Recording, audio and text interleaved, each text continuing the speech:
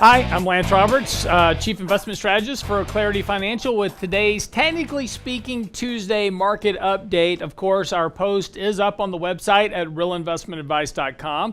It's called Bulls Charge into a Trade War. I wanted to talk a little bit about the markets today, what we're currently looking at, and the risk that we currently see as we look forward here over the next couple of months, particularly as we move further into the seasonally weak period of the year, which is summer.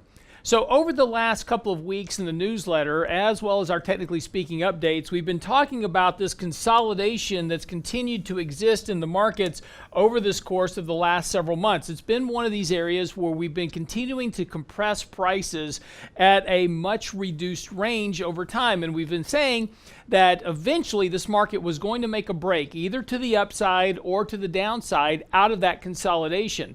Over the last couple of weeks in particular, we've been really focusing on this area of consolidation after moving back above important resistance at this 100-day moving average that we've also been repeatedly talking about, saying this was important. Yesterday, we really tried to make an advance out of that range. We're still confined into this consolidation range currently. We haven't really made a strong move out of that just yet, which is what we're looking for. While we increased equity exposure earlier last month, we really have been looking for an opportunity to increase equity exposure if indeed this market can go ahead and make a move higher. It looks like it's attempting to do so, and we certainly want to pay very close attention to that here over the course of the next few days. Now, as we've always said though, and particularly as we were talking about last week, these one-day moves where we get a pop out in one direction or the other are certainly encouraging or discouraging depending on which way it moves.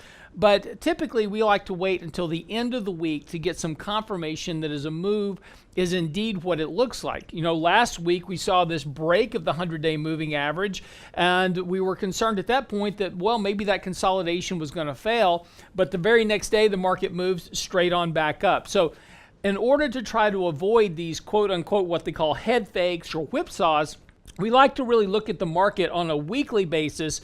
And once we start to kind of zoom out here and look at the market from a weekly perspective, we do get a little bit of a different view. Now, this is a longer term chart, of course. We're going to go back 3 years in total here. Actually, I think we can just go back 2 years and really kind of take a look at this. And what you see here very clearly is exactly this same consolidation range that we've been talking about here over the last couple of weeks. You see it very clearly in this weekly analysis. You can very clearly see this defined compression that's currently occurring within the markets. Now, again, as we've said before, this is very binary in nature. Markets are either going to go up or down, and I know that sounds a little bit trite, but it really comes down to that much of a simplicity at this point. The market is either going to break to the upside and move higher back to probably these previous levels of resistance at old highs, or the market is going to fail and break down. Right now, the trend of the market appears to want to move higher. We certainly want to give that the benefit of the doubt. Now let's talk about what worries us.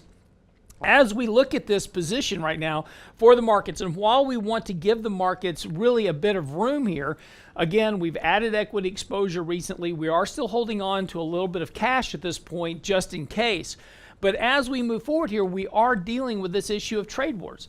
And of course, higher taxes and higher tariffs combined at the same time really don't work well for the economy, particularly as interest rates are moving up and the dollar is getting stronger. All of these really kind of combine and coincide to really detract from the potential for higher profit margins as well as stronger economic growth. Remember, tariff is just another word for tax at the end of the day.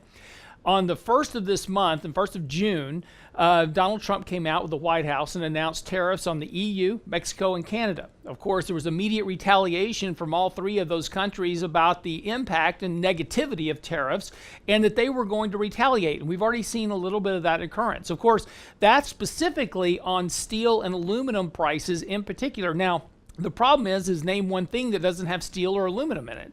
It impacts everything across the manufactured space. The other side of this is on June the 15th, the administration is going to announce taxes or tariffs rather on $50 billion worth of Chinese imports. Again, you look around your house, look at how much stuff is made out of steel, aluminum, and comes from China. all of a sudden you can start to see the real impact potentially of rising costs for individuals at the same time that interest rates have gone up, leading to higher borrowing costs and a stronger dollar, which has been going up here as of late. That impacts exporters of product, and exports make up about 25% of corporate profits. So all combined together, these potentially provide a net drag to higher asset prices through the rest of this year. So again, while the markets are being a little bit more bullish right now, we certainly want to give it the benefit of the doubt that we could see higher prices moving back even towards old highs of this year. We are still doing that, but we want to remain cautious, and that's why we're holding some extra cash. The other aspect that we're looking at here and watching very closely, of course, is ultimately Treasury rates, because at the end of the day, while Treasury rates have been moving up here as of late, they really haven't broken above 3%. And the one direct impact to the economy, and really one of the best kind of reflections of the overall economic environment in terms of strength, is the direction of trend in interest rates. If the economy is truly trending stronger and we are truly seeing stronger rates of what we call real inflation. And when I say real inflation, I'm not talking about cost push inflation where prices of healthcare is going up, prices of food is going up, but it's just crimping the consumption side. Real inflation is when wages are rising at the same time, allowing prices to rise of consumer-based products so that rising wages can offset higher inflationary costs. That's actually good for the economy in the short term, but we're not seeing that. What interest rates are telling us here, again, as we look, is that despite all of this rhetoric about getting a stronger economic environment, we're actually seeing rates stay very remarkably stable here on the 10-year Treasury. So as the Federal Reserve continues to hike interest rates, that's flattening the yield curve.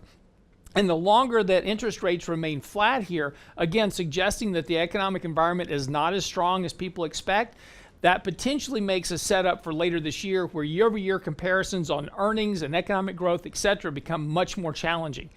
That's the risk that we're looking for going forward, and that's why we still remain a little bit cautious here. I'm your host, Lance Roberts from Clarity Financial, Chief Investment Strategist with today's Technically Speaking Market Update. I hope you enjoyed it. Be sure and get by our website. Get our latest article report as well, talking about the bulls, the trade war, etc. We've got lots of stuff coming out this week as well. And we've started a brand new series on the basics of investing about what really works in the long run. Part 1's on the website now, and we'll be coming out with a new chapter each week on Monday on the website, realinvestmentadvice.com. Have a great week. We'll see you next week.